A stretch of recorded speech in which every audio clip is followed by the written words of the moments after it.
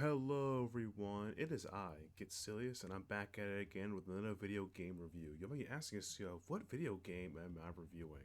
And today I'll be reviewing Last Epoch. If you don't know anything about Last Epoch is an ARPG that is similar to the Diablo series, Torchlight 2, and Path of Exile. This is one of the games I was looking forward to playing this year, and myself and Sif Scott did a video talking about RPGs we're looking forward to for February 2024, and you know, why not review it or not? I want to give a personal shout out to 11th Hour for providing me with the key to play this game. And with that out of the way, if you haven't subscribed to the channel, do so. If you please, subscribe to the channel and check out our other videos, podcasts, and live streams on the Outerhaven YouTube channel. So without the way, let's continue on to the review. So, you might be asking yourself, as like you just explained, what is Last Epoch? As I said before, it's an ARPG that's similar to Diablo, Torchlight 2, Path of Exile. It was developed and published by 11th Hour Studios, and this is an ARPG that's based in a dark fantasy with time travel, where you get to go to different eras and try to save the world with interesting level designs and things I really enjoy. Before we break down to all the facts of this game, let's break down each aspect of the game, starting with graphics and aesthetics. Graphically, the game is gorgeous. The aesthetic is really well done. You get to see the mutations of the monsters, different time zones, they have different patterns. The dark fantasy element's really well done here, as well as each of the 4 characters that you can decide to play as in this game. Sorry, 5 characters you can play in this game. From I would say the rogue, the magician, the warlock, the primalist, and the sentinel. Essentially all of them look and have a distinct look, and they look exactly like I would expect, and a little bit better with their own unique twist of how they interact and things they do. So if I had to rate the graphics and aesthetics, I give it a solid 4. It's a better than average, it does a really good job of what it does, and it hits close to home. But I'm more in love with the setting than I love the character, so a solid 4. A 5 would be if it had, well, let's get talking this thing. What would be a 5? What kind of holds it, the whole thing a little better bit? It would be the audio and how the sound effects. The music is good. The voice acting is solid in this game. It's good stuff right there. I mean, the spells sound kind of unique. It's pretty dope. Gotta give it some respects in that regard. You gotta pew pew pew, But what holds it back is I kind of wish there was more voice lines that the characters say when they get level ups or when they defeat enemies or bosses. They don't got a lot of voice lines, but I feel like a little more would have pushed it over the top. So that's why, which also affects the graphic and aesthetic, because sometimes the game does feel a bit too mute. And I say mute in the sense that it's quiet, but you get to enjoy the atmosphere a lot more. If you're more atmospheric place, up your alley. So the audio and how it sounds and the voice acting, it was solid 4. It's a solid 4 for me. The only thing cutting it from getting a 5 is if I had some memorable tracks I could hum to or recognize. It's not there, but it's better than serviceable, and it's good enough to enhance your experience. Now, we're going to be talking about the meat and potatoes of this ARPG. We're going to be talking about the gameplay. That's right, gameplay, which we all look forward to when we play games like this. What is the gameplay? So, similar to Diablo and I would say Path of Exile, you run around, kill stuff, get loot, get more power, level up, do it again, until the game is over. Until you beat everything and do all the stuff, right? And I think it controls pretty well. The game all plays on pad and mouse and keyboard, but the issues is that I felt with the pad interface isn't that clean or smooth compared to, I would say, their competitor, which is Diablo 4. Which is Diablo 4.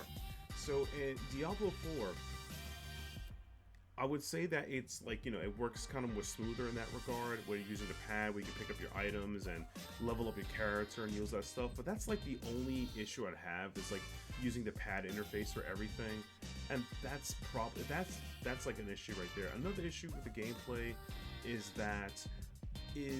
essentially a lot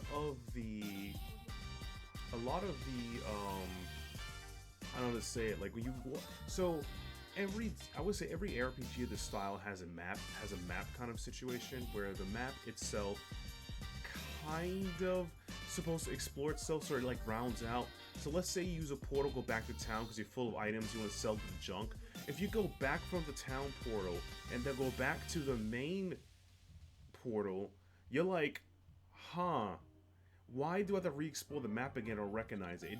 It's like the map doesn't save automatically, which kind of bothers me a bit as well. That's kind of a big stinker in the gameplay design, at least in that regard. And sometimes, I guess also that's kind of the stink of the gameplay. Like it's just like these are like UI kind of UI kind of things. Another issue that I slightly had with the, I would say, elements of the gameplay is that this game has offline and online mode, which is fantastic. If you want to play by yourself or alone, enjoy. Play like the old days, you know. You want to play online with your friends or some randos online, enjoy that as well. Have a great time. This game has multiple servers, depending on your region you can play in, you know. Really good stuff, would recommend it. Here's one of the kickers. So if you make a character offline, you won't be able to transfer them online and vice versa. So, you know, maybe there's a way again, these are small, maybe there's a patch I could fix that later, or they have a way of balancing that, but that's about it. So these are like little things about the game about it. And sometimes the loading screen feels a bit off, but that's like, you know, like my ping is off, or like maybe a lag a bit, but never enough where I'm like, oh no, I'm lagging, I'm running around in circles and I get killed randomly. No, that doesn't happen. That happens in other games. A game that I really wish I didn't invest a lot of time in, and that was Diablo 4. Diablo 4 is not great. It's not good. Diablo 4 has a lot of numbers, which doesn't really make a lot of sense in what you can use to do. This game doesn't have that issue. Every item you pick up, every stat is explained to you. So if you pick up a shiny new item, you could just use the, I believe Alt key, or press the left stick, or left stick on the pad, where you can look at the number stats. They explain it to you. You can compare it to another item. Easy peasy lemon squeezy. So I know, oh, this does more neurotic damage. This does more poison damage. This will give me resistance. And it'll let the number know going up and let you know what you're kind of trading off.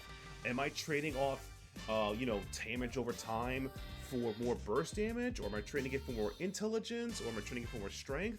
It's really up to there from there. So, it's just really good, and I really enjoy that. That's some good aspect of it. So that's me talking more about the numbers side of the game. Whatever. What does this game offer from a class standpoint? You have 5 playable classes. Each playable class has 3 masteries, and they're all unique. They all do something great. I had so much fun playing one of my characters as a warlock that you're seeing on screen now, and I made another character a blade master with the rogue. That was fun. And I even tried the main spell blade, and all of them felt unique in like what they wanted to do and how you wanted to do it, and even the skills you can upgrade. So every time you level up in Last Epoch, you level up your abilities. You get to choose from the build tree, and then you can you make this number go up, does this, you can increase your strength, whatever, all the jazz. I'm not going to spoil anything for everything. You do all the fun stuff, right? But what you can also do is that every other time you level up, you can also level up your skills. If you put your skills in one of the slots, you also get another skill tree, so you can affect what that skill does. You can make yourself do more damage based on that. You still can get extra abilities. You increase the range of it. You could even sacrifice, like make it cost more resource, like mana, or other cost more resource in order to gain an extra ability. So because it costs more, it does more damage. Or you can make your single spell ability or your single ability be it AoE, does different effects. You can give yourself some CC for abilities you never used before. So it's really cool on how you can customize it.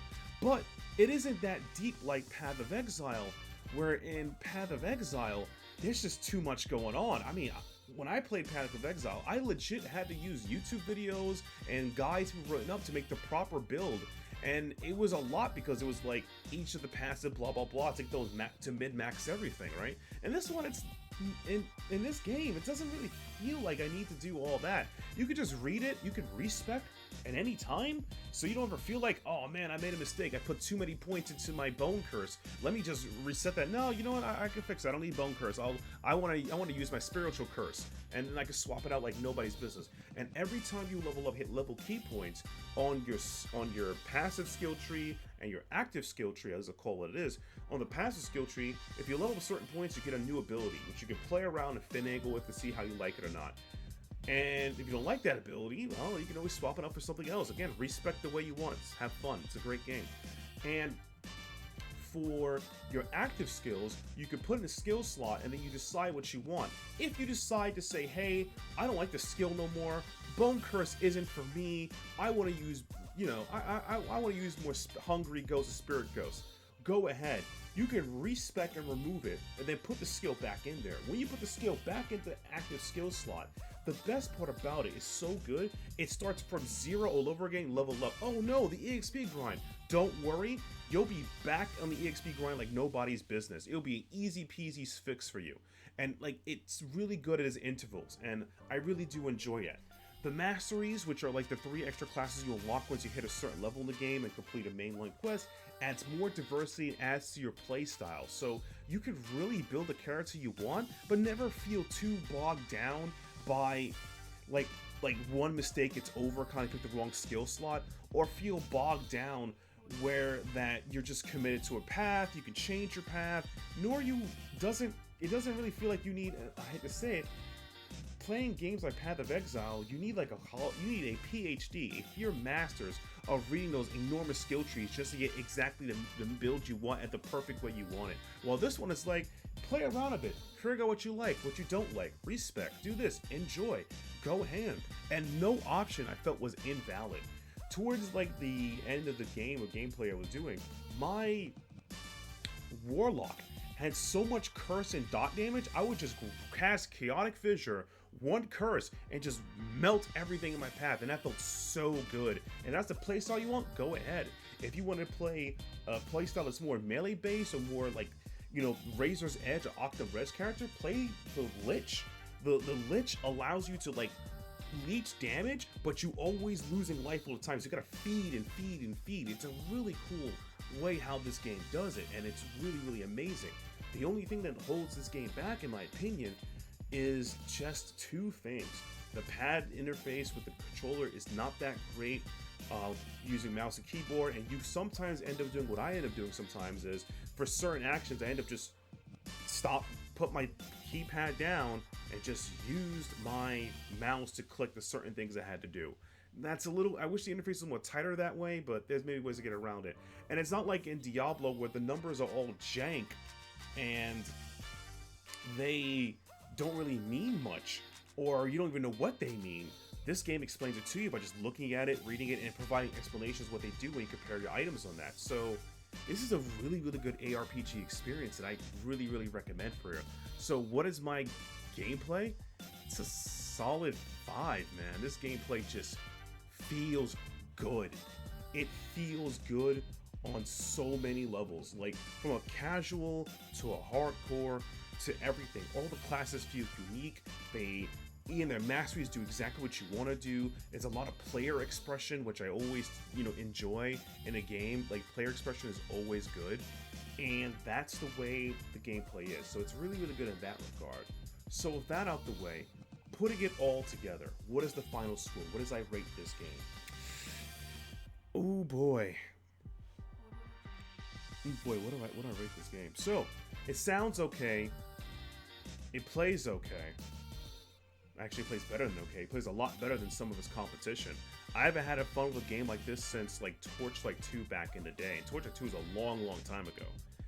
And this plays extremely way better than Diablo 4. Its gameplay is like top notch to me. It's easy to understand, fun mastery, and doesn't ever feel bogged down by everything you're doing. So the final score I give this game is, honestly, I have to give it a 5. It's just a banger of a game. It's just too good. The only thing holding it back are just interface issues, which can be fixed with patches and everything. And having an offline mode and an online mode is good. even though you may not be able to change, swap your characters in and out between modes, it's still a better option than being perpetually online all the time to play something. Sometimes I just want to be antisocial. I just want to, beat those monsters myself and call it a day. Sometimes I'll hook up the homies. And, the homies online, who knows? But that feels really, really good as an option, so I give it more to that. And all the minor things that have in the game can be fixed with patches. I haven't felt any of the classes feel extremely OP, or I would say quote unquote brain dead, like in Diablo 4. A lot of the builds and things didn't feel that strong. At one point, I would remember that I just turned my brain off and just ran a rogue vulnerable build and just killed everything. And until they made changes to vulnerable, that was it, because no other number made sense. So I just would coat my blade with weapons, vulnerable, blah blah blah blah blah, smash, right?